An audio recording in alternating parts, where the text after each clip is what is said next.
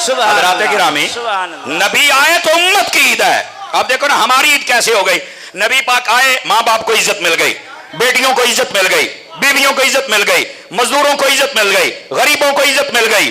میرے نبی پاک آئے, آپ نے آ کر ہمیں بتوں کے سامنے جھکنے سے روک دیا, رب کے سامنے جھکا دیا, حلال کمانے کا کہا, حلال کھانے کا کہا. قرآن آ گیا, رمضان آ گیا, ایمان آ گیا, حج آ گیا, زکات آ گئی, جہاد آ گیا, مکہ آ گیا, مدینہ آ گیا.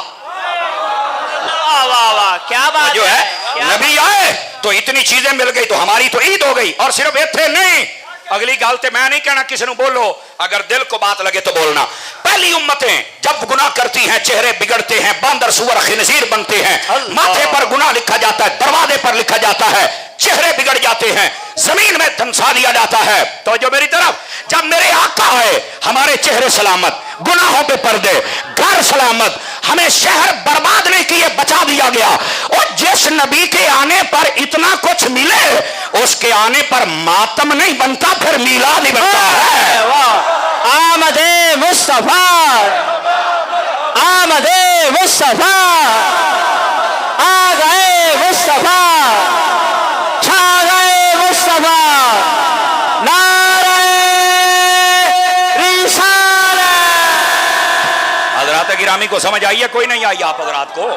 وہ جس نبی کا صدقہ ہمارے اوپر اتنے کرم ہوئے. آج نا حضور شاہ صاحب کی بلا, مفتی صاحب حضرت شاہ جی بلال صاحب, لوگ ہم سے سوال کرتے ہیں میلاد کون کرے. میں نے کہا نبی کے آنے پر جس کے ماں باپ کو عزت ملی وہ میلاد کرے, اور جہاں ماں پیو ذلیل ہویا ہے نہ کرے.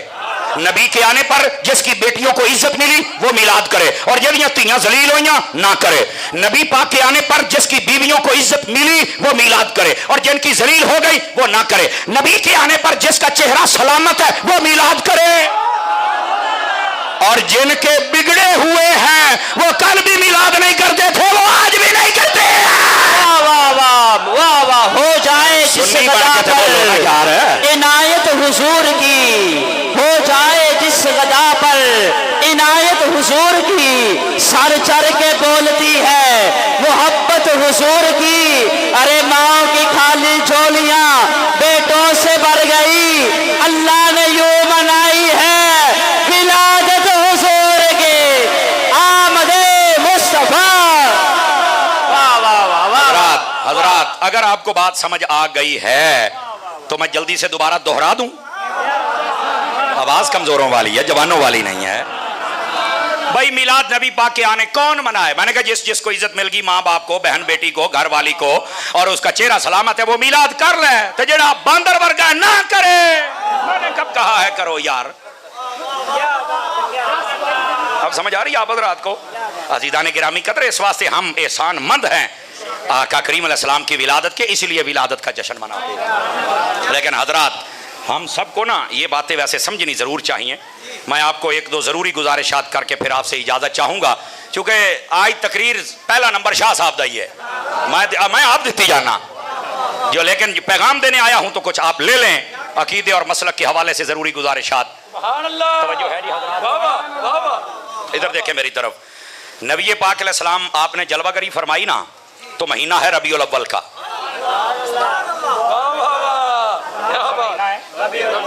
صاحب سبل الہدا والرشاد نے شاید ایک بات لکھی, وہ کہتے ہیں رمضان میں حضور نہیں پیدا ہوئے, محرم میں نہیں پیدا ہوئے, حج کے مہینے میں نہیں پیدا ہوئے, کیا وجہ ہے, ربیع الاول میں کیوں؟ تو اس کا جواب یہ دیا, اگر نبی پاک ان مہینوں میں آتے تو کوئی کہہ سکتا تھا کہ حضور کی اپنی برکت نہیں, رمضان کی ہے, حج کی ہے, محرم کی ہے. فرمایا ایسوں کا بوتھا بند کرنا تھا. کسی مہینے میں ہمارے یار کو برکت نہیں دی, ہمارے محبوب نے سب کو برکت عطا فرمائی ہے. کیا بات ہے, واہ واہ. اس لیے الگ مہینے کا انتخاب کیا گیا. واہ واہ. اور دوسری وجہ, ربیع الاول یہ بہار کے مہینے کو کہتے ہیں. واہ واہ. ربیع بہار کو کہتے ہیں. سبحان اللہ. کس کو کہتے ہیں؟ بہار. اور میں آپ کو بتاؤں, جب تب نبی پاک آئے تھے نا, تب اس وقت یہ ربیع الاول ایمانی اور اسلامی اعتبار سے بھی بہار تھی, اور فزیکلی طور پر بھی بہار تھی. یعنی اپریل کا مہینہ, اور 20 یا 22 تاریخ علماء نے لکھی ہے, اپریل کا مہینہ یہ بہاروں کا موسم ہوتا ہے, پنگارے دا موسم ہوتا ہے, جشن بہارا منایا جاتا ہے. یعنی کیسا اللہ نے نظام بنایا کہ موسم کی بھی بہار ہے, ایمان کی بھی بہار ہے. واہ واہ واہ واہ, کیا اچھا کہنے یہاں ایک نقطہ دوں، ہمارے شاہ صاحب کی اور میرے مشترکہ استاد ہیں علامہ صدیق صاحب رحمۃ اللہ علیہ، وہ فوت ہو گئے. انہوں نے ایک مرتبہ بات کرتے ہوئے یہ کہا اللہ نے یہ بڑا انتظام کیوں کیا، ادھر سے بہاروں کا مہینہ اور ادھر سے ربیع الاول، یہ بھی بہار کا مہینہ، وجہ کیا تھی؟ فرمایا اللہ کو پتا تھا کہ ابھی تو جشن کرنے والا کوئی نہیں ہے، لیکن بہاروں کے موسم میں خود بخود سجاوٹ، ہریائی، پھول پھل نکل آتے ہیں. فرمایا قدرتی سجاوٹ رب کر دیتا ہے، آمد مصطفیٰ کی ہو جاتی ہے. واہ واہ واہ، آمد مصطفیٰ، آمد مصطفیٰ، آ گئے مصطفیٰ. اللہ اکبر. اب بات سمجھ آئی ہے؟ نبی پاک جب آئے تھے تو بہاروں کا مہینہ کیوں تھا؟ تاکہ ماحول ایسا، سارا سال بارشیں برسی، ہر طرف ہریائی ہو گئی، درخت ہرے ہو گئے، پھول نکل آئے، پھل نکل آئے، جانور فربا ہو گئے، دودھ بڑھ گیا، چشمے بھر گئے، ندیاں چل پڑی. اور صرف یہاں تک بات نہیں، سارا سال بارشیں رہی، راحت و سکون رکھا، بیماریاں دوڑ گئیں.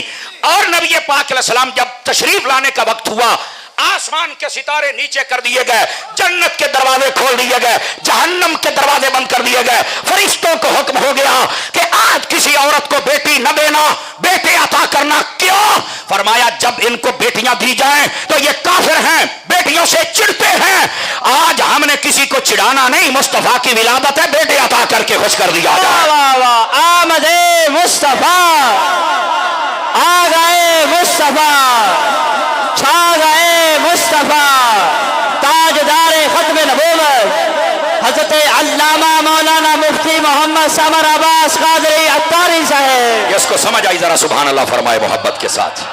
یہ نبی پاک علیہ السلام کی آمد ہے اور یہ خدائی انتظام ہو رہا ہے حضور کی ولادت اقدس و انور و اطہر پر. لیکن جو بات سنا رہا ہوں نا، اس بات سے آپ نے پیچھے نہیں ہٹنا. اور بالخصوص یہ نوجوان حضرات، نوجوان بچے، یہ میرے بھائی، ان کی مجھے بڑی ضرورت ہے. بوڑھوں کی ہمیں اب فکر نہیں ہے چونکہ ان کا عقیدہ پکا ہے. یہ نوجوان ہے جو موبائل پر مرزے جیسے کہ سن کو عقیدے بدلتے ہیں. اور کوٹھے آڑیاں کو عقیدہ نہ لے، احمد رضا آڑیاں دے کو لے. واہ واہ واہ، عشق محبت، عشق محبت، عشق محبت، عشق محبت، فیض رضا. حضرات اس واسطے جو میدان میں نکلے اس سے عقیدہ لو، پتہ بھی چلے بندہ سائیاں آڑا ہے.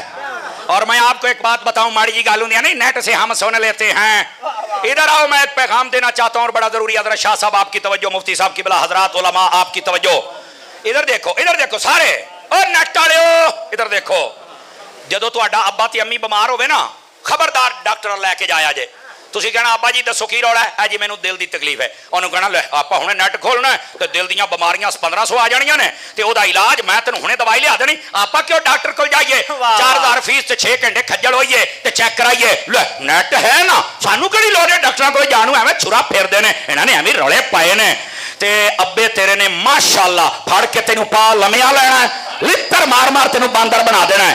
انہیں آکھنا ہے اور نیٹ تے ہی اگر سارا کچھ ہوندا تے پھر پتر ڈاکٹراں مار چھڑنا سی. ہر شعبے کا ایکسپرٹ ہوتا ہے، پڑھا لکھا ہوتا ہے، وہاں کا فاضل ہوتا ہے، پھر وہ چیک کرتا ہے، پھر دوائی دیتا ہے، پھر آرام آتا ہے.